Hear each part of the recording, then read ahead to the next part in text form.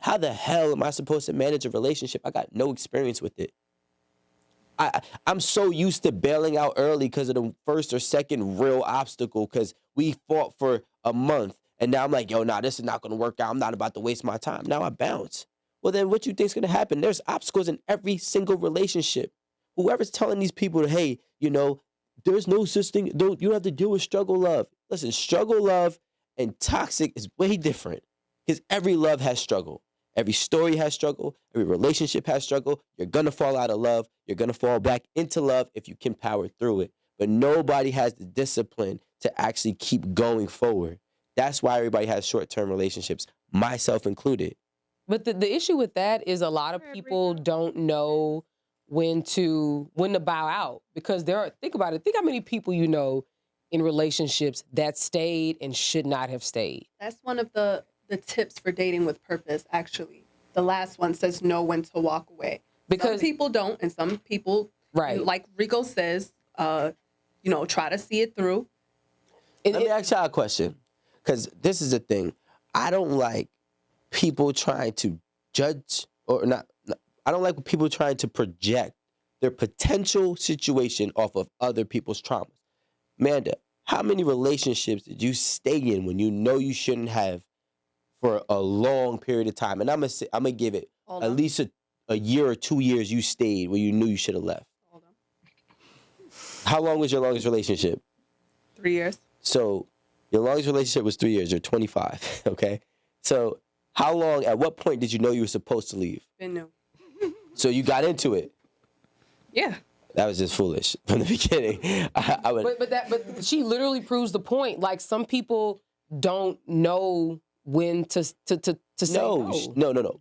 Yes, in general, some people don't know when to get in relationships. That was a different scope between knowing when to leave versus knowing who to date. If she's been new from the very beginning. No, not been new from the beginning, but I was in a 3-year relationship. So somewhere in between those 3 years, I knew. What point is what I'm asking you? I'm going to say maybe a year before I actually left. Okay, cool. And that's not bad. Like for you to know for 12 months that you're not supposed to leave is not a long period of time. The people that are talking about knowing when to leave, we're talking about people who've been in relationships for 10 years and for 5 years they've been miserable. No. I mean, think about it. That's 1/3 of the relationship. That's usually what they say. No. No, but she's saying she's comparing my 3 years to what you just said. It's but 1/3. It's a lot. Yeah, but it's 1/3 in total of percentage, but it's not. It's 1/3. It's 1 year in total of time. So you're there for 3 years. It doesn't matter. But to compare those, you have to use percentages. So let's use a percentage, right? Let's be realistic. Mm-hmm. If I know I'm supposed to leave, I'm not leaving day one. Nobody's leaving day one when they know they're supposed to leave. It's going to take time to leave. Long relationships have long breakups. I'm not going to argue this. This is something that we do know. No. Sorry. Well, not for Erin. I'm not talking about Erin per se, and I'm not even talking about myself. I just want to interject what I think, which we could touch on. What Rico is saying is that if you can manage a 3-year relationship, you can manage an 8-year relationship. If you can manage an 8-year relationship, you can manage a 20-year relationship. But if you don't have the management skills or the maintenance skills to manage a 3-month relationship and you're trying to date with a purpose, you're going into a circumstance with no skills. That's what I'm saying. It's like you saying, hey, listen, you're going to go be a doctor and you're only going to do 1 year of college. It doesn't work.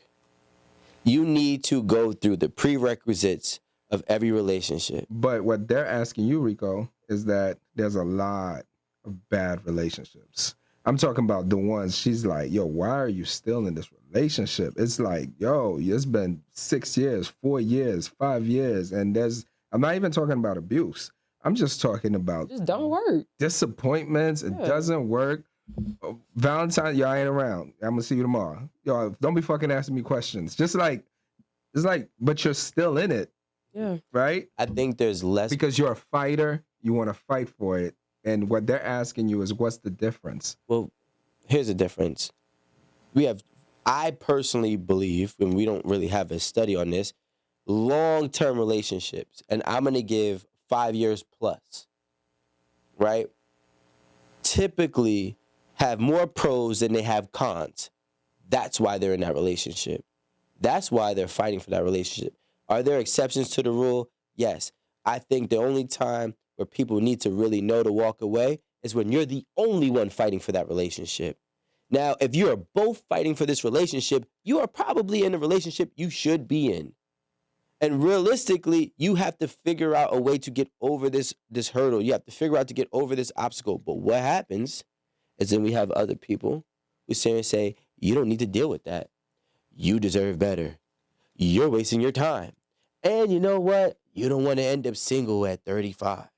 But guess what? In all actuality, if you two really, really were dating with the purpose from the beginning, and I'm taking that, I'm saying that because some people do date out of codependency and they date out of comfort. But if you two are dating with the purpose, you're trying to start a family, or maybe you have a family, and you both are fighting for this. That is what a relationship dynamic is. Both have to be fighting. You both got to be fighting. Now, I'm not saying you're going to have the best relationship, but people need to understand you're not. There's always going to be a relationship on the outside that looks better than yours. And you compare your relationship to that relationship, and that relationship seems like it's the best. It seems like it's filled with this happiness. So now you start to think and project on yourself like, damn, my relationship is not that well. And it really is. I don't like think that's that what only. it is. I feel like that only works if you guys are dating with a purpose. Because two people fighting for a relationship does not mean that we're probably supposed to be together if we're not dating with a purpose. Because we could probably both just be fighting because we both love each other. But love isn't enough, like, to, stay somewhere. If you guys aren't talking about what the future holds for you guys are probably just in a dead end relationship. You guys are going to have the same problems. You guys are going to keep arguing about the same stuff. And you guys are going to have to keep going through this same fight to save this relationship. It's going to be a never ending cycle. So I feel like it only works if you guys are, it doesn't even have to be like dating with a purpose from the start, but as long as like somewhere along the way, you guys are talking about what the future holds for you guys. So I want to make sure that we don't blur the lines with certain. There's people who fight for each other, and there's people who fight realistically for the relationship. Now, when you're fighting for each other, you have the same issues over and over again because you just want to be with that person. When you're fighting for your relationship, the issues that come into your relationship have to be weeded out because you're fighting for the relationship. The relationship does not call for such and such behavior, such and such actions. So you both are addressing it. You both are fighting it, and they're moving and progressing forward. There's a lot of people who do love each other, and that's enough for them to stay together, but it's not enough for them to really progress. And I agree with that. But they're not dating with a purpose. They're dating after love. They're dating through love. You know what I'm saying? When you date with the purpose, it's like, all right, I'm dating this woman. We're going to have a family. I want a child. I want 1 or 2 children. Do you want 1 or 2 children? Yes. Cool. Now, we're going to get married at such and such age. It's when you date with a purpose, it has a plan. It has a structure. Yeah. You know where it's going. Plan involved. I'm not saying, hey, it's not wishful thinking. It's not, hey, yeah, I would like a family. Hey, I would like to be married. It is a structured plan, and it's detailed, and you guys go about, you guys take on what's going to be going on within that relationship as they come. And you really work through it. You work through it to get to where your end goal is with that person. I don't even think people know what dating with a purpose is. Dating with a purpose and intent is not the same. What's the difference? Yeah. Dating with intent means I intend to have something good with you. I intend to have longevity with you. I intend to have, a family with you. A purpose is so much more profound. This has to happen. I'm going to make sure that this happens. You are the person that's perfect for this. When people say, give you an analogy. Look at Marie's face. She's like, what? Oh, that's called hardballing right there. No, it's like when people say, hey, pick a career. We had TK Kirkland, OG TK Kirkland. OG. Come on here. He said, make sure you put that OG on. Yeah, I put it, and I do it for him, right? He said he knows his purpose, and he's doing what his purpose is calling. Right. You don't steer away from it. When you have intentions versus purpose, which has more so devotion tied to it, that's why I say it's more profound. You figure things out and you figure out how you're going to balance it and make it work. Your intentions can change. I intended this, but it's not working out. It's easier to walk away. It's so hard to fight against your purpose. The only thing about that is that it involves something outside of you, right? You can have the strongest convictions and the strongest purpose. And when you're operating within yourself, there's a sense of choice and even maybe some control. When you have a strong sense of purpose, right, with the operation outside of you, you can have the strongest purpose, right, and vision. But if you involve another party in it, it becomes a lot more complex. That's actually the point that I wanted to make. It's, you may be with somebody and they may be great for the time being. You may think they're great for your future. But when I think about dating to establish a long-term lifetime relationship, one thing that is certain for me is I have to know that this is a person, good, bad, or indifferent, that I can spend it with them. Meaning, if shit is great, we gonna be great. If it's bad, we still gonna be great.